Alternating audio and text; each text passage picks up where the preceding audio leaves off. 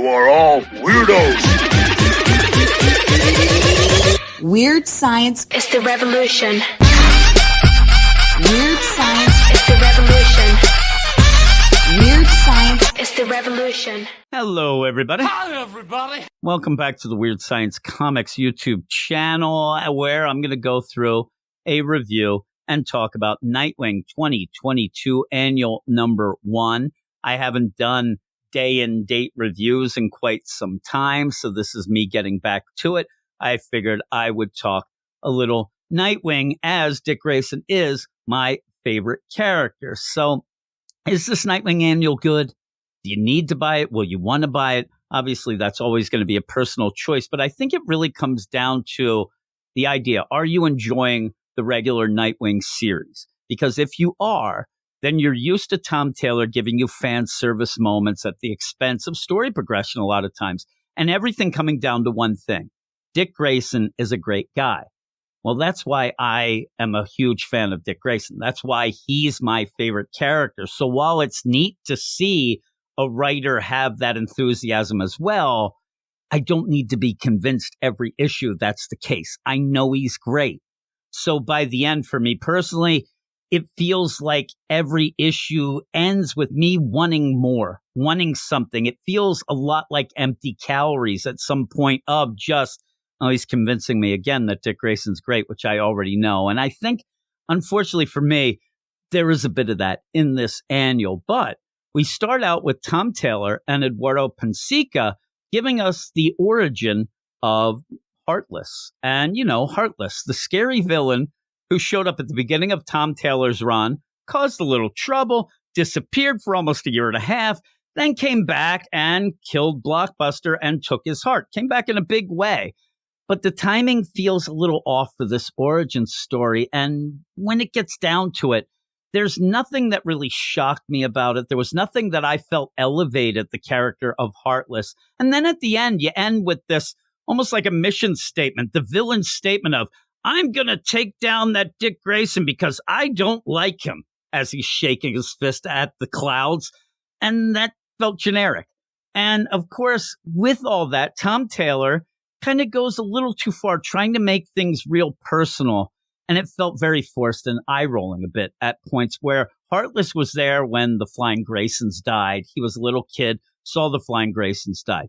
He was one of the bully boys who fought Dick and Babs as kids in the first issue of Tom Taylor's run. And Tom Taylor seems like he's trying to make Heartless the bad opposite of Dick Grayson, complete with a Dexter-like upbringing by a sus English butler.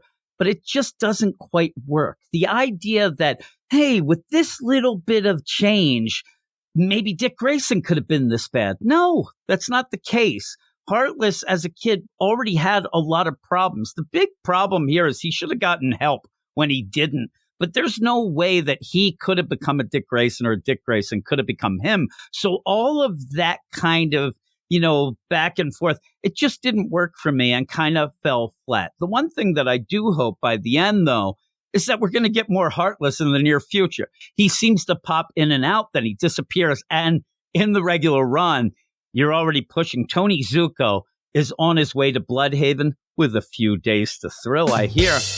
And that might take precedent over Heartless. And I'm really scared that Heartless is going to go away for a while again. And that's why we have this annual story. Oh, yeah, let's be reminded of Heartless. We'll see how that goes. Now, after that origin, we have two more stories, and they really are pure fan service. And again, if that's your thing, if you've liked the regular run, it does fit well in with that. The first story is by Jay Kristoff and Eduardo Pansica again, and shows us what Haley, Bitewing, does when Dick is out doing Nightwing things. And it's nice. It's a harmless, cute little story. It's a bit generic. It's nothing that you're going to really remember down the line. We've seen this kind of story before, all sorts of different ways. But again, it's nice. And it's something that fits well into an annual that has 3 stories. It's fine. The next story, though, and the one that ends the book, C.S. Pascott and Anika Miranda finish it up with a Nightwing story where he's training John Kent on how to fight without killing. This ends up taking place around the time of John Kent's solo book, around issue 9, where unfortunately he thinks he accidentally killed a guy. It's more Bendix stuff, but if you're reading the run, you'll know exactly when this was. And Tom Taylor writing that John Kent book, he has really pushed that idea of Dick Grayson being a mentor to John. I felt that was a little forced anyway, but okay, we have this. It's nice enough. Again, it's fan service, but really by the end, it seems only concerned in telling the reader how great John and Dick are instead of actually telling a memorable story. I think it went on a little bit too long. You don't really get to see much because while Dick Grayson is using what he learned from Batman, but in a way that I think might turn some people off, he's remembering what Batman told him and then doing the opposite because, Dick Grayson's so much better, which I think he is, but that's beside the point. And while that goes, you have John Kent who learns everything you don't even think he moved. It's one of those, well, practice this. You just did already, didn't you? Yes. And so you don't really get what's going on. You don't really get the feels for everything. It is just, look how great these two are. Oh my God, they're so great. Rinse, repeat, go. So by the end, it's okay. It's okay. It fits an annual type story. So overall, this annual was, to me, okay. It looks great. It has some really nice art throughout. And really what I can give it as props, it really stays true to the regular Tom Taylor run, all 3 stories. Now, that's a little bit of a backdoor shade maybe because it's up to you to decide, is that a good or bad thing? Because some people are getting frustrated with how the regular book is going.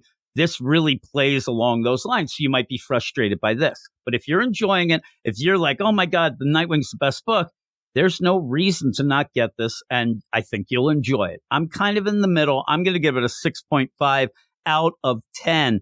But I'd really like to hear what everybody thinks of it as well, because that's the fun of all of this, getting everybody's opinions, whether you think it's the greatest thing since sliced bread or the worst thing since sliced bread, right? Sliced bread might be the tool of the devil. I don't know. We'll have to figure that one out later. But thanks everybody for listening. As I said, please subscribe, like, and please comment and let me know what you think of, Tom Taylor's Nightwing run as a whole, but also this annual. I'm looking forward to seeing everybody's comments. I'm trying to figure out how to end this. So thanks everybody.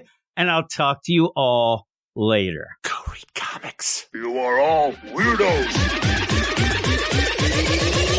Weird science It's the revolution. Weird science It's the revolution.